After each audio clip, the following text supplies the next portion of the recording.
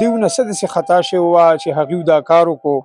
او بیا ولې دا مونږ خلک داسې انسانیت هیر کړو.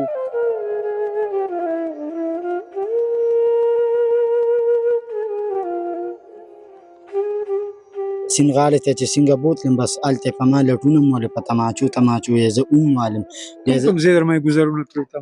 په سر یې مې راباندې کړي په اوږو یې راباندې کړي دي او په دې مخ مې مې راباندې کړي دوخې والې ما. آیا بچی ته د شپې 12 بجې کور ته راځي ته د چېرته نه رالې چې چا خوا نه رالې تا سره په دې جیب کې د 500 روپو موبایل دی دا چېرته وتله ته په موټر سایکل کې روزانه د 500 روپو تیله چې دا چېرته وته چې څنګه زه خپل بیټک ته بوتلم بس هلته زه خو وموالم په څپېړو م په ډانګه مو برېت یې م رانه وخریلو او ویښتې م رانه وخریلو بیا راباندې تماچه کېښوده راته ویل چې غسلخانې ته دننه شه. بسم الله الرحمن الرحیم. شروع کوم په نامه د رب ذوالجلال چې ډېر بخښونکی او مهربانه ذات دی. زه یم کاري ګل رحمان او تاسو ګورئ کرایم سین ډیجیټل. پرون د ضلع چارسده علاقه د اګرا په هغې کې د انسانیت سوز چې د انسانیت تذلیل پکې شوی دی یو واقعه را پیښه شوې وه چې تاسو د دې موبایل په سکرین باندې ګورئ. یو هلک دی او هغه ناست یو 2 تنانو هغه یې سر کړی دی کله د هغه نه برېتې کوي او کله ترې نه سر ښکروي. یقینا د الله تعالی حکم چې کوم دی هغه پیله چې دی مونږ ته هغه د الله تعالی عبادت دی. دویم د هغې نه پس چې کوم زمونږ په معاشره کې هغه حکم مونږ ته راغلی دی هغه د حقوق العباد دی. خو د بده مرګه مونږ خلک په خپله په پښتو معاشره په خپل ننګ په خپل عزت بلکې بعضې په دومره وړوکي مسلو کې مونږ پرېږدو چې بیا مونږ ته هغه د انسان هغه چې کوم هغه تحلیل یادېږي کوم د هغه تهذیب یادېږي کوم د هغه عزت یادېږي مونږ د هغې م هغه پروا نه کوو او هغه خپل چې کوم زموږ سوچ راځي چې کوم مونږ اخري حد ته تللي نو ما سره موجود دی ډي اس پي نګا حسین صاحب اس ایچ او مصور خان دا د پړانګ اس ایچ او دی دیو په هغه ویډیو د کتو نه پسته یو ډېر کویک اکشن اخیستی دی هغه ملزمان نیولې شوي دي او دا د سلمان او د عزیر بیټک ته مونږ راوست او د مونږ پسې کمنټونه به کول او کنزل به کول او مونږ نه غلطي شوې ده داسې به بیان کوو مونږ معافي غواړو جي ټیم راکولو سره ډېره مهرباني. سر په سوشل میډیا دا یو ویډیو ډېره زیاته خوره شوه چې یو هلک دی هغه ناست دی او برېت یې خري یا هغه تې خري سر هم تې دغه کوي او هغه له ډېر زمونږ د معاشرې چې کوم بد تهذیبه هغه چې کوم مونږ کنزل یادو هغه هم وله کوي. څه ویل سر اول دې رپورټ کې د هلک دا څوک دی د کوم کلي دی؟ بسم الله الرحمن الرحیم. څنګه چې تاسو ته معلومه ده چې په سوشل میډیا باندې کومه ویډیو وایرل شوه د هغې متعلق زموږ ډي پي او صاحب ډېر په سختۍ باندې نوټس واخیستېدو او پوری طور په دې باندې اکشن واخیستېدو او ټیم یې تشکیل کړو چې هغې باندې د مدعي په جلال په کمپلینټ باندې پوری طور باندې اف آی آر درج شو او بیا د ملزمانو خلاف د ګرفتارۍ دپاره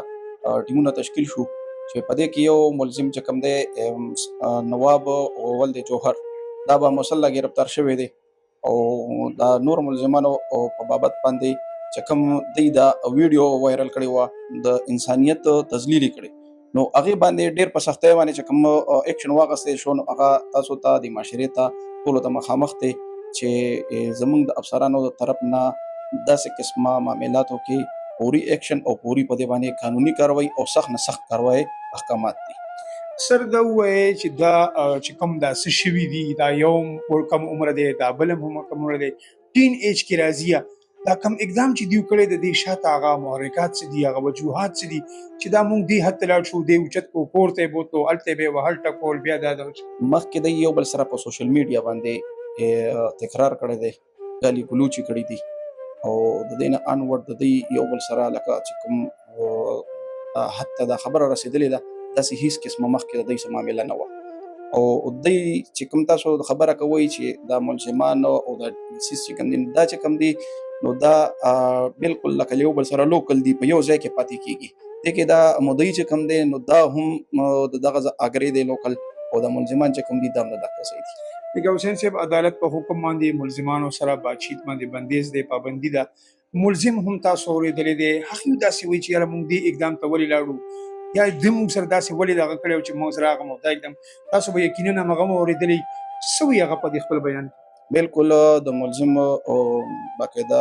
ویډیو بیان هم تاسو کتېدلی دی او تاسو بیا وګورئ ملزم په دې خپل کوم حرکت چې کړی په دې باندې ډېر پښیمانه هم دی د هغې درګذر هم کوي معافي غواړي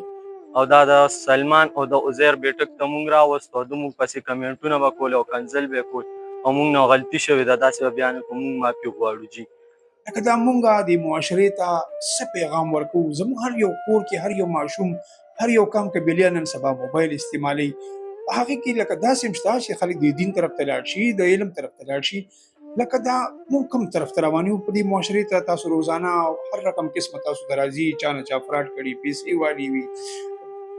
دروغ ګویانې شوي مړي شوي او بلکې څه وایي دې معاشرې ته په داسې معاملاتو کې څه پیغام ورکوي آیا د والدینو په دې تربیت کې کمې ده یا موږ د خپل د بچي داسې مدر پدر آزاد پرېښي چې بھائی ته څه کې کوه بس لګیا ځان ته پیکج کوه چې څه دې خوښ یا کوه کاري صاحب تا ډېر ښکلی سوال وکړو داسې کار دی چې د معاشرې زوم یو فرد یم توم یو فرد دی هر پلار د دې معاشرې یو ذمهوار سړی دی او د خپل کور یو زه به دا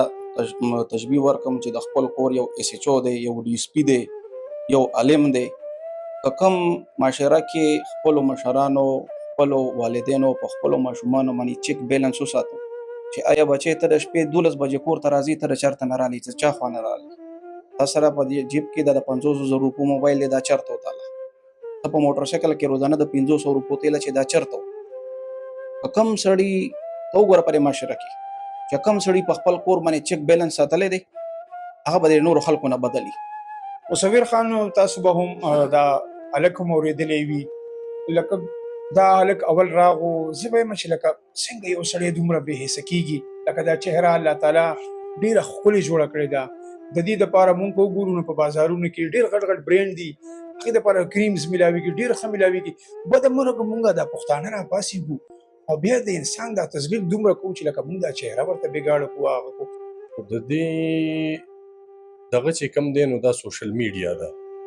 که دوی په سوشل میډیا یو بل ته دا کمنټسونه نه وی کړی سوشل میډیا غلط استعمال یې نه وی کړی یو والد صاحب راپاسي هغه د خپل بچي نه دا تپوس وکړي چې یاره ته ټوله شپه د موبایل ته پروت یا بهر ګرځې د شپې 12-1 بجو پورې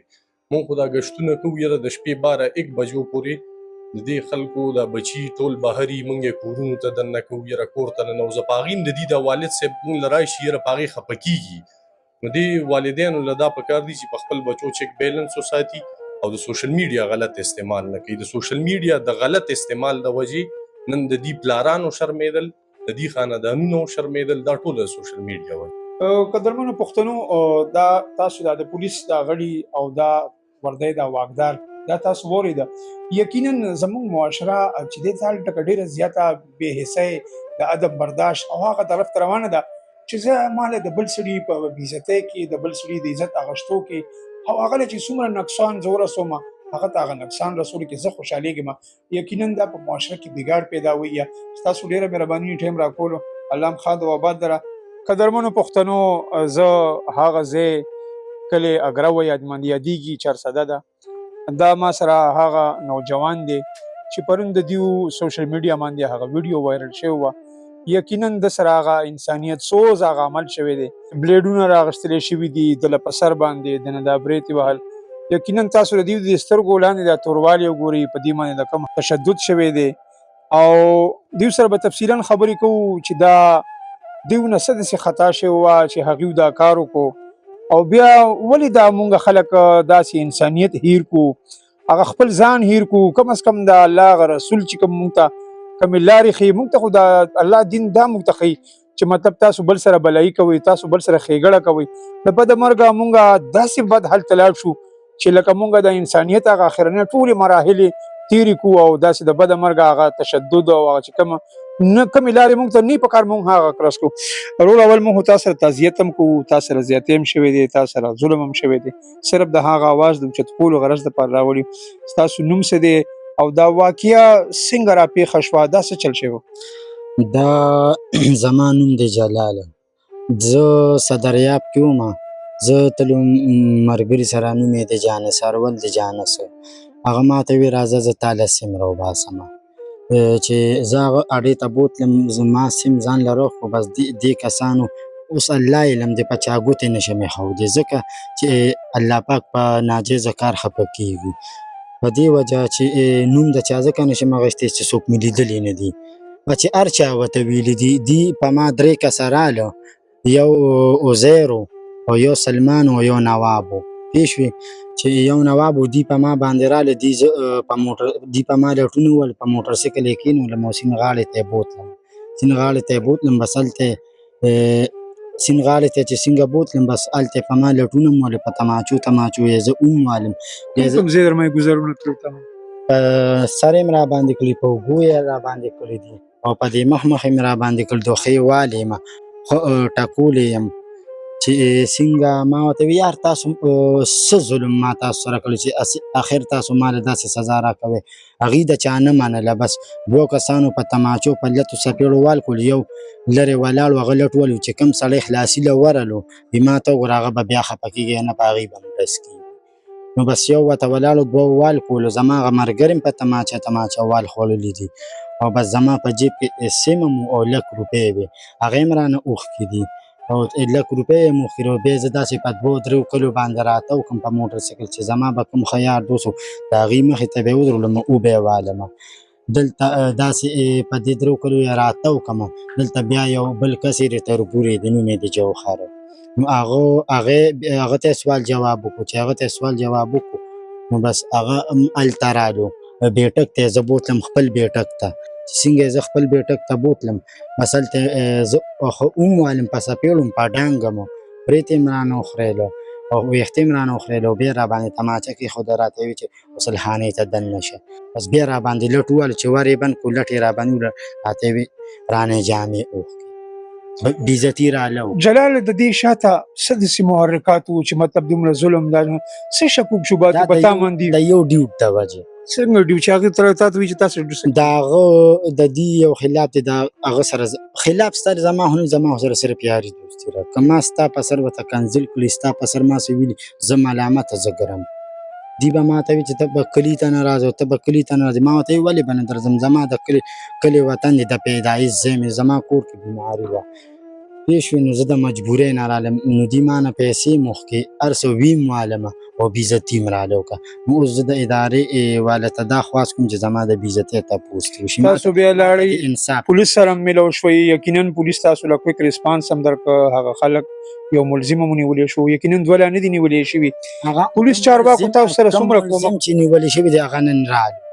کلي ته رالو راوستو نو دا ولې راغو ته خو